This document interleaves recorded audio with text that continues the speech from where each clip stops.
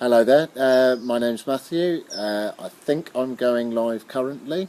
Um, the idea of today and the idea of doing this live Facebook is just to gain a bit of awareness. I've heard a lot of stuff recently around mental health awareness, and made me realise that even though it's something I've dealt with myself and I'm working in the field of now, something that we just don't talk about enough, something that people hide away and don't want to show their friends and their family because they almost feel like it's a burden on them.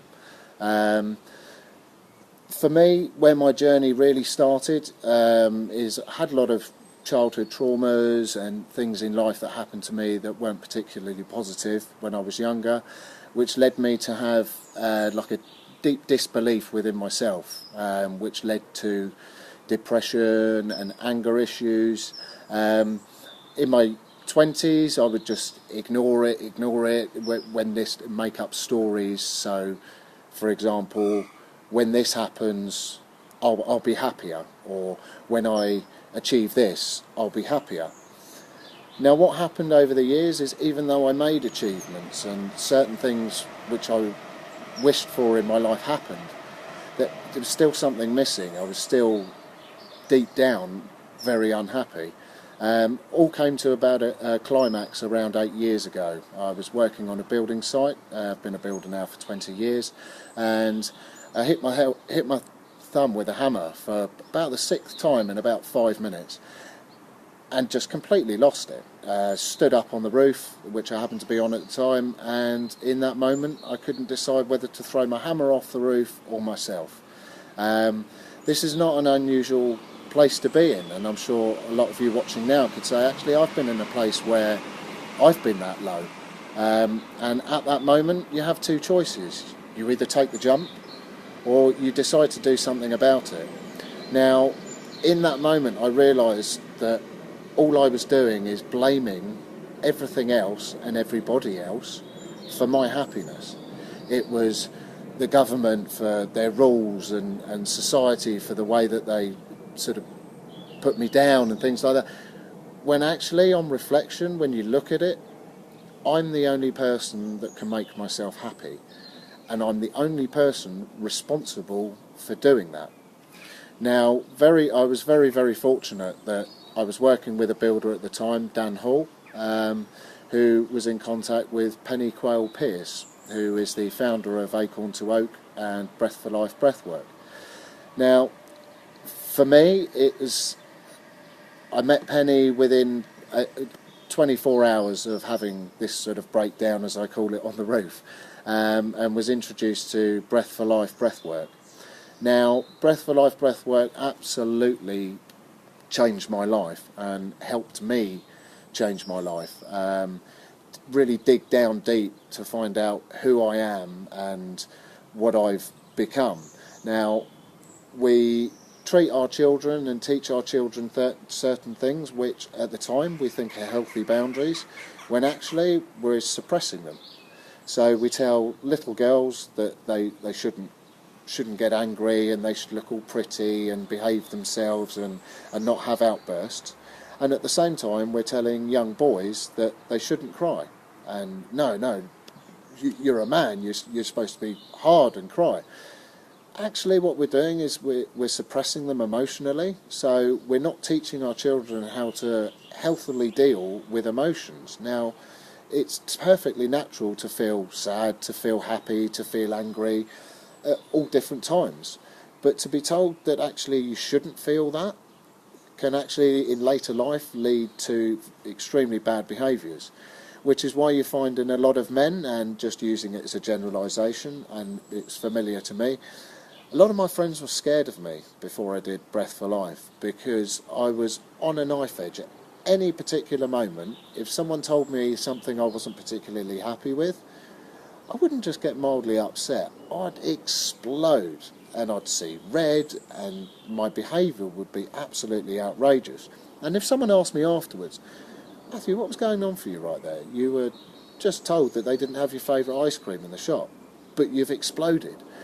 And on reflection, I couldn't tell them how I felt at the time. It was just pure anger.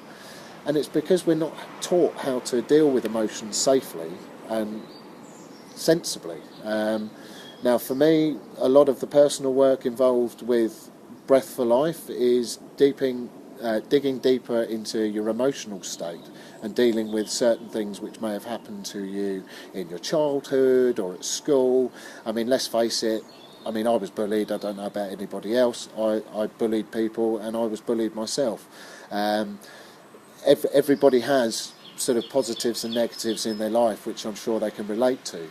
Now, if you can get down and deal with the emotions that are sort of holding you up, if you're full of emotions, very much like I was when I was feeling the anger, I didn't have room to feel anything else. And that's what Breath for Life gave me, was the space and the time to actually go through my emotions and realise what kind of state I was in. I mean, to start with, I was all over the place, and the more personal work I did on myself and the more space I gained within my emotions, the more I discovered about myself and how things that I'd been told in my childhood had really affected me in later life, and how we limit ourselves so much. I mean, if you live by all the rules and regulations that most people have, most people in the shops, you'll have a conversation, morning, yep, how's it going, yep, yep. And you'll get two things, either the weather's great or the weather's crap. Now, people, if the weather's good, they feel good. If the weather's bad, they feel bad. But most of the conversations you have generally with people is, oh, well, yeah, it's just life, and oh, we're just getting by, and well, you've got to do what you can, haven't you? Well, that's rubbish. If you want to live life that way, that's fine. But actually, there is another way, and you can choose to be happy and embrace life. For me, the emotional side of things and the emotional help was what really cracked it for me. I tried counselling when I was younger, tried a lot of anger management, and nothing worked. It seemed like it was all talk and no action, and that's just not the type of character I am. So for me, breath work was perfect for me. It's an action therapy, and you can talk about certain things so that you gain clarity around where you need to do some work. But actually, it's about getting down to the nitty gritty and dealing with it there and then, rather than just talking about it. So this has now led to me to the next part of my life, where I'm now sat in front of you as a breathwork practitioner student. I'm taking the skills and the tools that I've been taught and I've used in my own life, and helping other people to do the same, which is what part of this Facebook's about, getting out to people and speaking to people and seeing just how other people are feeling. I spoke to a fireman friend of mine on the phone just the other day, who informed me that 3 young firemen have committed suicide in just the last 6 months. Now, that really gets me, because these are guys who put their life on the line. They're not on big money, yet they will put their life on the line to save people. Now, these are the kind of people that we should be saving when they have issues. But there's no structure, they don't understand how to deal with the emotional side of things. So much like with the soldiers, when you've had a horrific emotional experience, you need to be able to deal with that, and there isn't that help out there. So very much it's getting the word out there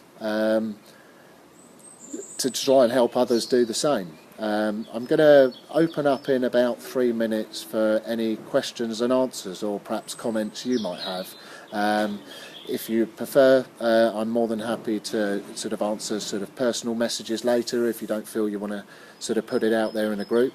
But I'd just like to sort of reaffirm that you're responsible for your own happiness. Now, why would you want to live a normal life when you could live an extraordinary life? It may mean a little bit of work, but let me tell you, I wouldn't be sitting here talking to you now if I hadn't found Breath for Life, Breathwork and Penny Quayle Pierce. It's as simple as that. I would have ended up a statistic. So if any, I can see there's plenty of you watching. If anybody's got a question or wants to any further information or anything like that, let's have a look there. yeah, a lot of comments saying well done and good for sharing and all that sort of thing. And thank you for those comments. I think for me, it's that is the important thing. It's getting out there to people. I mean, I'm a builder, have been for 20 years, and people do look at me funny on site when I talk about emotions and things like that, because we're taught not to speak about them, and it's a very sort of covered up subject. So just seeing if we've got any questions. So okay, can this help with other things other than depression and anger and the things that I've dealt with? Well, yes, it can.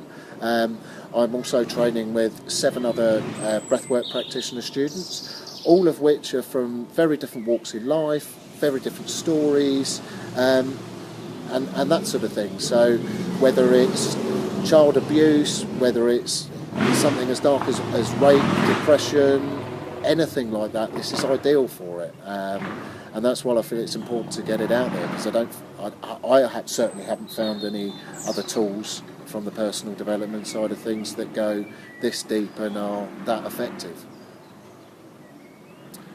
So let's have a